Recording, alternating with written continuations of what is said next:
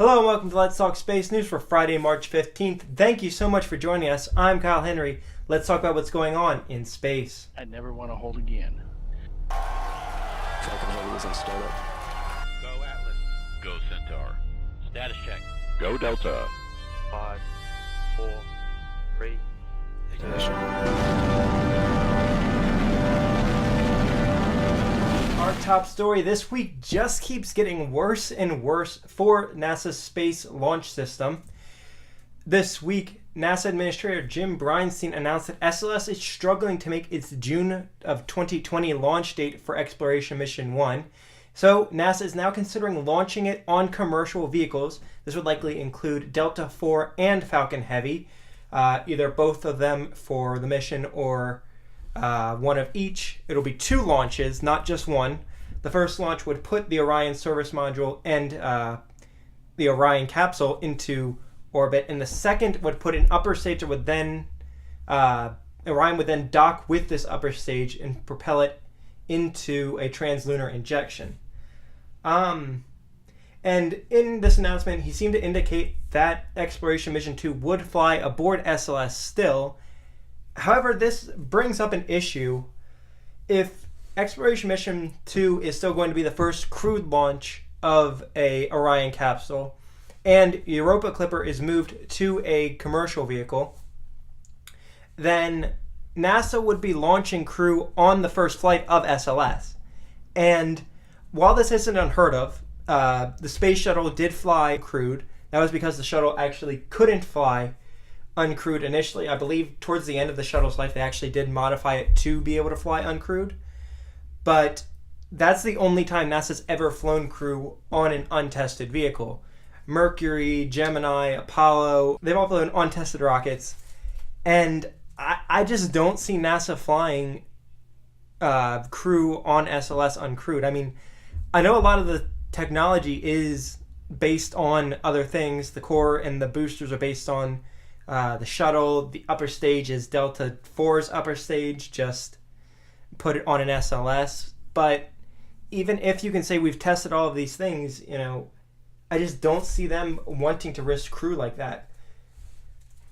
But I don't know. This does also bring up the question, if 2 commercial vehicles can do this, why are we launching it on SLS? And I really don't have an answer to that. It's definitely going to be something that'll be interesting to watch. And Bridenstine has said that this is not a solution and not sustainable in the long run. And we've talked about on the Let's Talk Space discussion videos how you couldn't fly crew on a Delta IV Heavy. And I don't see Orion flying on a Falcon Heavy with crew.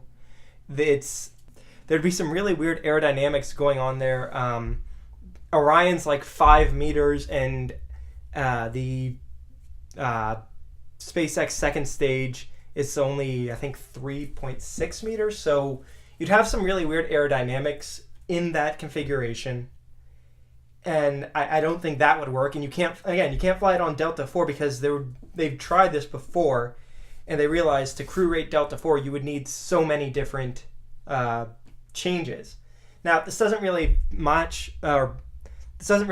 EM1 much because it is a uncrewed test flight of the Orion capsule. But for continuing forward, I don't see it happening to change, and I don't see SLS continuing forward either if this happens, because you can't justify it. In all honesty, if I were the one making this decision at NASA, I wouldn't have canceled or cut the EUS funding this year. I would have instead done this and done what they're planning on doing, or they're looking into, and move EM1 to commercial crew or 2 commercial vehicles, and then basically used that to use the changing of EM1 to fund development for the EUS, and basically make it that the second flight of SLS is a flight with the EUS and Block 1B. I've never been a fan of Block 1A SLS, Block 1A SLS, but it does have its purpose, you know. But yeah, there's also the whole budget thing, because they want to get this flight done by June of 2020, and even if they go and get the Senate to sign, or the Senate and the House to sign off on this, then the funding for this would technically start if the budget is passed on time in October. They would then have about 6 months to, or 8 months rather, to fund, to get this mission really developed. Like, if the goal is to get the first Orion launched by June of 2020, even going with commercial vehicles doesn't seem possible, because you do have a lot of things you would need to change. But it'll be interesting seeing how this all transforms forward. The paths earlier this week, it seemed likely that SLS would launch at least once. The path for SLS is just becoming less and less viable, and I think with this announcement, the chance of SLS ever launching has become, like, probably I'd go with under 50%. But it'll be interesting looking forward. And over in the commercial sector, the Exos Aerospace has reused their Sarge rocket. Sarge is a liquid oxygen ethanol based sounding rocket.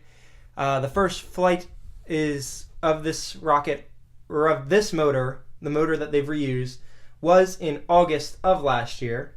The second flight took place on March 2nd and aborted early before because it reached its max IIP limit. I looked it up and I could not find any mention of what the max IIP limit is. If you guys know, let me know. But they did not reach their goal of 80 kilometers in this flight. However, they did successfully land it. Afterwards, Sarge lands on parachutes and not on an engine burn like Falcon 9, so it's a bit easier of a landing. Exos Aerospace has said that the next flight will focus on a gimbal control tuning, as they saw some issues with that. Exos Aerospace says that they will be using the reusability technology that they are developing with Sarge on their Jaguar rocket that will be able to send 100 kilograms to low Earth orbit. So good luck to Exos Aerospace as they continue forward on their testing regime and everything about that. And in Russia, after the launch of Soyuz MS-12, the Russian administrator, I believe he is, or head of Roscosmos, confirmed that Russian astronauts will be flying aboard commercial crew vehicles.